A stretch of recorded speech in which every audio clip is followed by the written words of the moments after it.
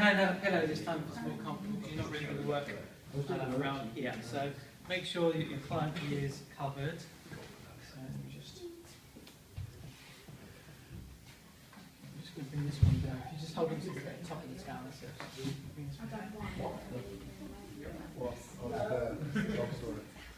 You're leading there. Okay, so make sure you've got your toweling technique correct. Bring the towel over in this position here and put your arm waist side, that's it.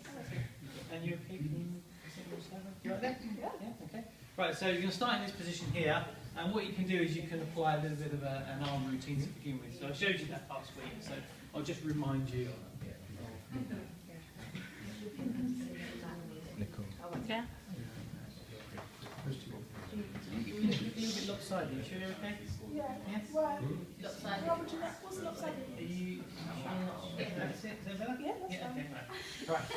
So, apply whatever you're using to the arm.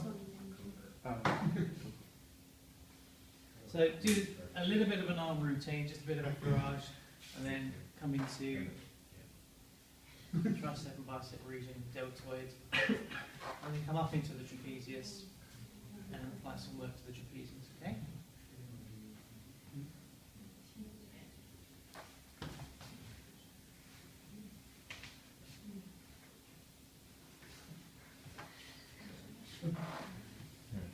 Okay, so from here, we can start to work the trapezius in a little bit more depth now. So from the sideline position, just use your palms or knuckles or thumbs. But to begin with, just more generally, just applying some lengthening moves just to the trapezius here. And as you're at the side, you can use your thumbs for a bit more depth. So if you find some knots appearing, yeah, you might feel some knots here. You could stop. What have you guys learned for treatment of knots? Frictions. You can apply frictions.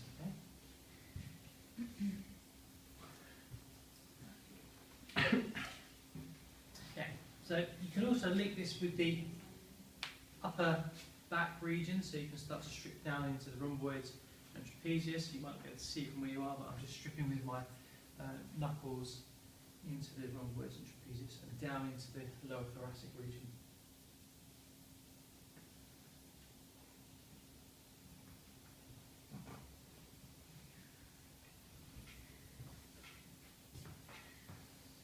And just integrate that with the trapezius again.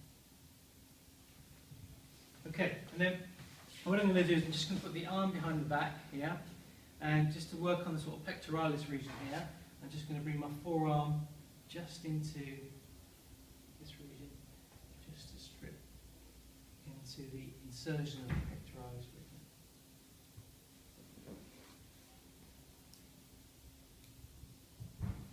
Okay, bring the arm back over, efferage the whole of the area, and that's the sideline work to the sort of upper shoulder neck routine. What I'm going to do now is I'm going to get you to lie on your front for me. So let's take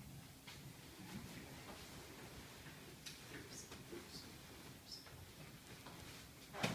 Okay. You ready? Yeah. Okay.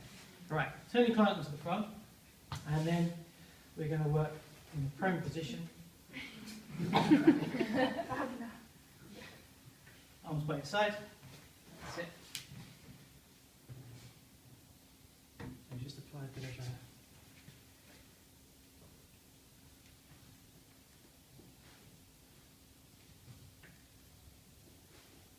okay, just apply a bit more cream.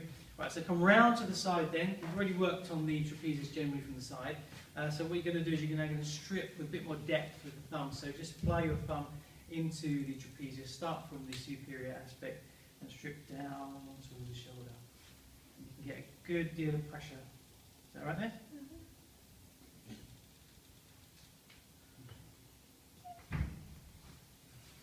Yeah, you can disperse that with some kneading. And then come to the sort of head end and just work on the levator scapula now. So levator scapula from the cervical region down onto the superior angle of the scapula. Pressure okay? Bit hard, okay. So I need to better?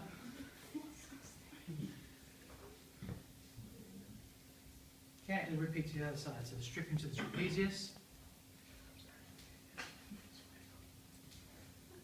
And levator scapula. Are you all okay with the levator scapula position? Okay, levator scapula. So cervical spine, yeah, onto the top of the actual scapula itself. So put your arm behind the back. Okay. So there's the corner of the scapula. So stripping into that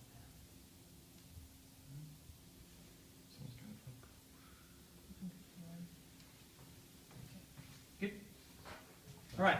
Arm behind the back. And now we're going to work around the actual border of the scapula. That's too far.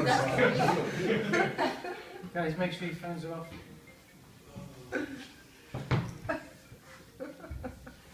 I might pause until then. How embarrassing. Okay, arm behind the back. Scapula raised. You can see the scapula raised. Okay, so I'm just going to strip around the border of the scapula, right there. Yeah. So you can see I'm almost getting underneath the shoulder blade. And you might find there's a few knots in around here. If there are, you can stop and circular friction. So I'm using my fingers there, but I can also use like the ulnar surface of my hand, like a blade, going around the actual border of the scapula. But I can use thumbs, and I can also use forearms and elbows to work in there. Now, if I want to get a little bit further underneath the scapula, just relax, that's it. Let the elbow drop and try and lift the scapula up a bit more. Yeah. And then we try and get underneath there. The subscapularis lies underneath that. It's not the best way to get to subscapularis, You can get in line. but it's one way. Slightly disgusting. No,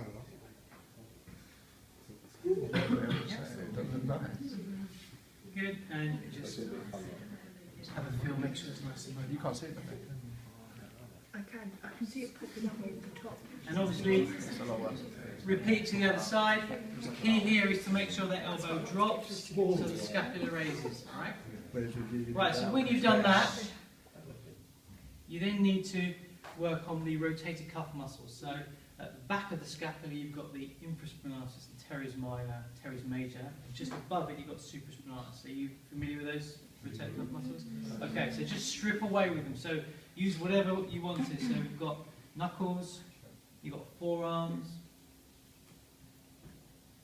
fingers, but make sure you work in a triangle towards the shoulder, the head of the humerus. So anything below the spinal scapula, you've got infraspinatus, teres minor and teres major. And just above the spinal scapula, you've got the supraspinatus. And they can be a bit tender, so just be careful.